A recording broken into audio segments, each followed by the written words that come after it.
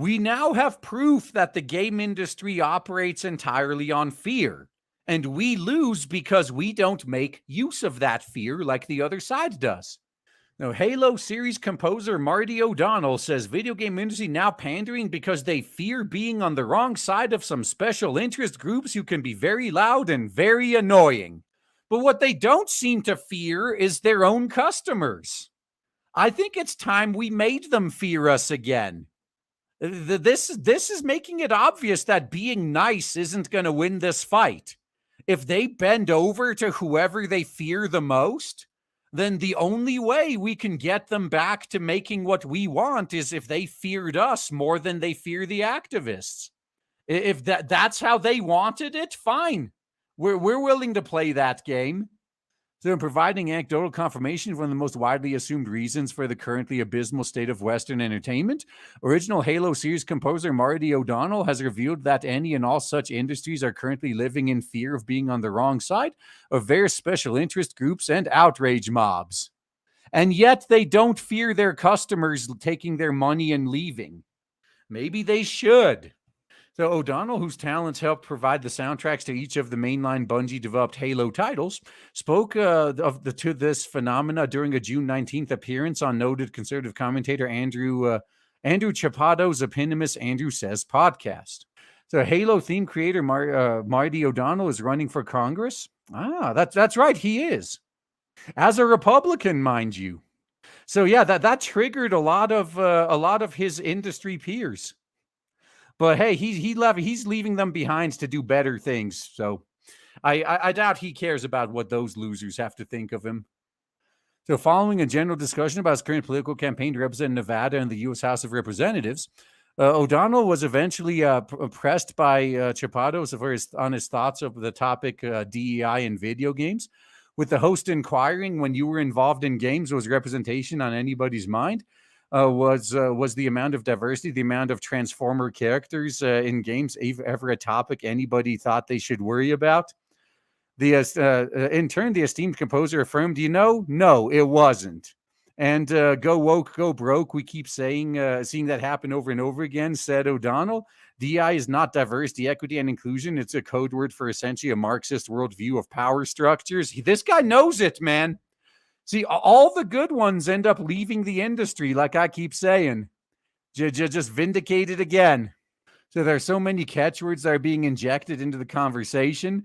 Colonialism, decolonization, all these type things. And don't forget microaggressions. It is so far from what, especially in entertainment business, people should be worried about.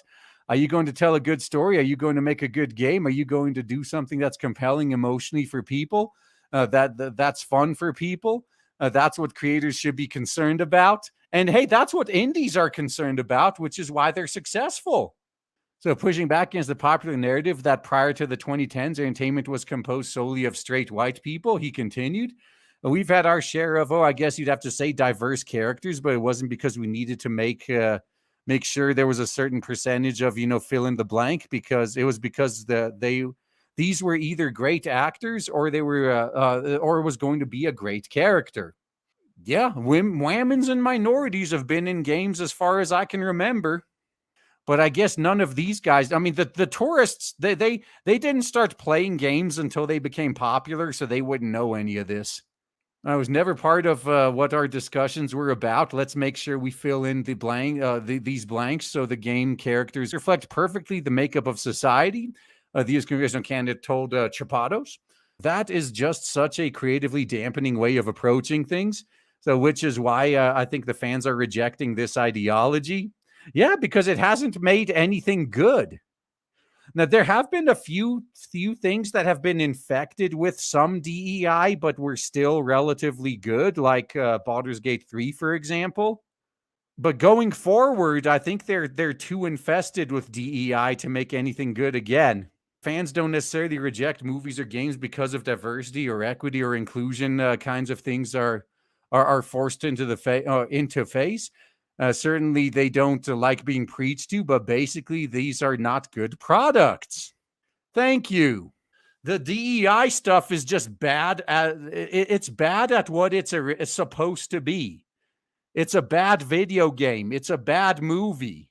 The only thing it does is preach, and even that it doesn't do very well. At the end of the day, it's not fun to play. It's not interesting. The characters don't sound real. So that's what ends up happening, and people just don't like it. They're not good stories. They're not memorable. Now, sadly, I think there are memorable. They are, just not for all the right reasons. Yeah, they're memorable for how much of a dumpster fire they are. And I do not think that's what the creators were going for. Now, further pressed by Chapados as to why these developers keep doing it, O'Donnell revealed the answer to his question was relatively simple: fear. And that's why I keep saying they need to fear us more than they fear the activists. Because if they fear us more, yeah, they'll be less likely to turn on us. It's sad that it has to be this way. We tried to be the nice ones, but that got us nowhere. So fear it is. That's what they've chosen. So I can't say for certain that what's in everyone's mind, but I know that when I was there, when I was on the board of directors at Bungie, when I talked to the higher ups at Microshaft, there was a lot of fear, and the fear started to creep in. I'll explain the former Bungie exec. So there's fear that you're going to essentially be on the wrong side of some special interest groups. It could be very loud and very annoying. So let's placate those people. So I'd say fear is probably one of the biggest things. Yeah, and they're not afraid at all of losing their customers. So stop being a brain dead consumer. So I don't think in my experience that these are deeply held beliefs. He further detailed. You have to understand that, especially at big companies, the C-suite and the executives, they are all they are doing is looking at the bottom line. I think a lot of these people are empty suits. They don't actually have core values, so they adapt the core values of the moment to make sure they are on the right side, so they don't get any sort of backlash. But here's where the contradiction is, though. If all they were looking at was the bottom line, they should know that these decisions are bad. So I kind of disagree with him there. So if they were looking at the bottom line, they'd see that wokeness leads to brokenness. And that's an indictment against the kind of people who end up running companies, O'Donnell clarified. But I've rarely found people with strong moral character running the companies. He's not wrong. So they tend to just go with the way the wind blows, and it's going to take them a little while to realize that this is actually not helping their bottom line. There might be a few true believers out there, but it's few and far between, in my opinion. Yeah, and this is like the one saving grace. These same people that so readily sank knives into our backs are going to sink those same knives into the back of the woke when the pendulum swings the other way. I'm looking forward to the reading about it, too. So venting his own frustrations on the matter, the musician declared it doesn't make sense. Almost nobody who ends up being at the top level of these entertainment companies actually ever made any entertainment. Yeah, they're usually brought in from outside the company because they got an MBA or something. So they aren't actual directors. They're not artists. They're not musicians. They're not writers. They haven't created anything, he explained. Well, other than headaches and debt. So they might have come from marketing or have an MBA. That's what I said. Or just worked their way up through the production side of things, and they're where they're really not making things. They're just overseeing the production. So and so for some reason, I don't trust their judgment. I wonder why. So they just don't have good judgment when it comes to this, and they have a lot of fear. So I'd say fear is the big driving factor here, which is why we need to stop being so nice. We need to let these companies know, you betray us one time, you're going bankrupt. We're not coming back. We need to strike some fear into them. So next, asked by Chapados whether he could personally remember any instances in which a given industry executive forced a game to conform to the dominant narrative, O'Donnell informed his host, I started seeing a little bit even during Halo 2, which goes quite a ways. Yeah, and this is important. Some people will claim that this woke shit only started within the past few years. But no, as this guy's saying, all the way going back to Halo 2, there were already signs. Like, this was a long game infiltration. It didn't just happen overnight. So we were making Halo 2 in current year minus 12 and minus 11. Oh, sorry, 12. The 22 and minus 21. Dang. Yeah. We're all old now, aren't we? Halo is ancient. Halo can drink. Halo 2 can drink, which is close enough after 9/11. And if you know the story of Halo, it's about a group of religious zealots that essentially will commit suicide to keep their religion going. That's the characters we had for the Covenant. That's started making Microsoft a little nervous because they felt like there could be some backlash from the Muslim community in the Middle East, and maybe they could have been seen as Islamophobic. So all of a sudden, we were being asked to be very careful about some names of people or references or phrases, things like that. Started seeing that, and I thought, well, that's not necessarily unreasonable because they weren't trying to do some sort of allegory about the political situation of the world that had to do with jihadists and all the rest of it. Yeah, and that's why things are so bad now, actually. It's because most people saw it this way. Like, well, that's not an unreasonable request. That's not that big of a deal. And look where it got us. You gave an inch, they took a mile. So providing an example of just what changes Microsoft ordered of Bungie, O'Donnell noted, maybe you know this story, but one of our main characters, the Arbiter, was not originally named the Arbiter. During the whole time we were making Halo 2, the character's name was the Dervish. We had fully recorded all the voice and had directed all the actors, and everyone was using the term Dervish. Then we found out, oh, this could be seen as an insult because there are Islamic religious figures known as dervishes. But he was a good guy, though. Yeah, that's what I don't get. Like the Arbiter was one of the playable characters. He was one of the good guys. He was helping Master Chief. So what? Are you trying to tell me that some Muslims out there would be offended at maybe being associated with one of the good guys? I guess they would, huh?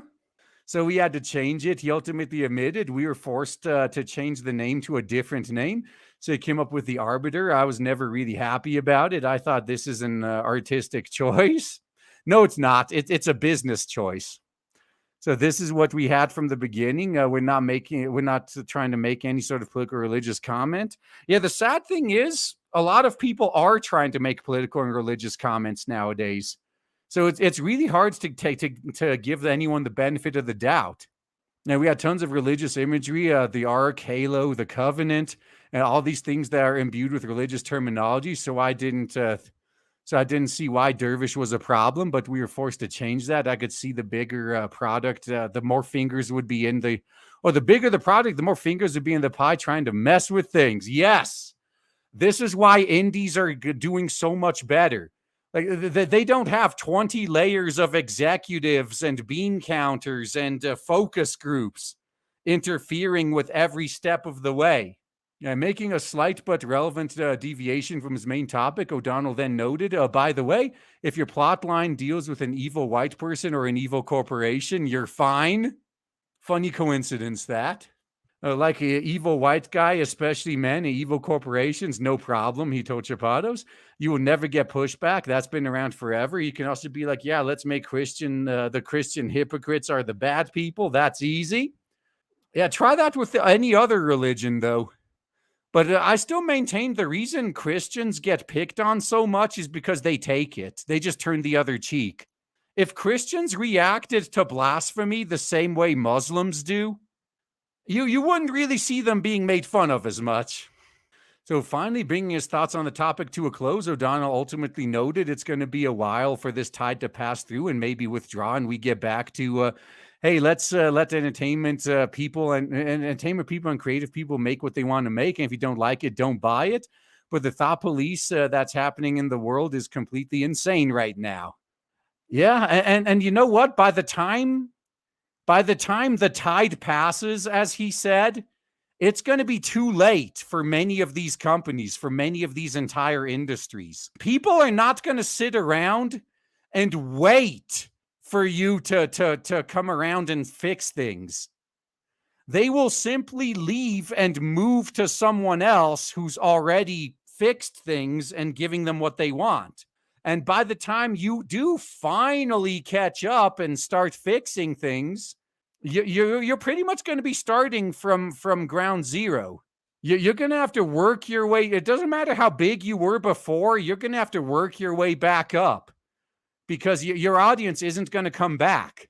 Once they've left and found an alternative, they're not going to come back. You're going to have to make things that are so good they build a new audience from the ground up again, which is going to be very hard to do when you have as much bloat as these big companies do. See, indies can do that. They can find and develop an audience when they're small, when they're starting out, because their bills are not that big. But these big bloated corporations, I'm not saying they can't do it, but they're probably going to have to do a lot of layoffs first. And given how they've treated us all these years, I'm not going to shed any tears for them. Let it happen, man. This industry needs to burn so a new, better one can be built from the ashes. Let's go. They've proven they only respond to fear. Let's make them afraid.